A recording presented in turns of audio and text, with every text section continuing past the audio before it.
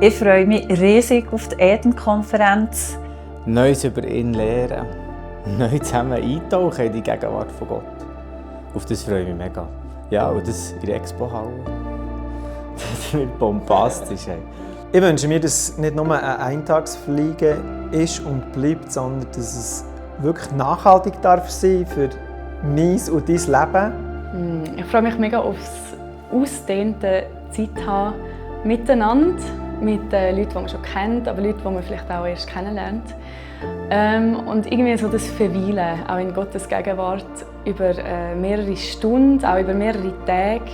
Es ist etwas Heiliges, wenn die Heiligen zusammenkommen, um miteinander den Gott im Himmel anzubeten, den Jesus zu verkünden, in der Gemeinschaft, in dieser Einheit, die der Heilige Geist tut. Wo es eben am Schluss nicht nur um ich und Jesus geht, sondern es geht auch um mir und Jesus. Wenn wir in der Apostelgeschichte lesen, es ist immer das Wir miteinander sind auf dem Weg. Wir haben im Kernteam auch gespielt, positionieren und zurüsten.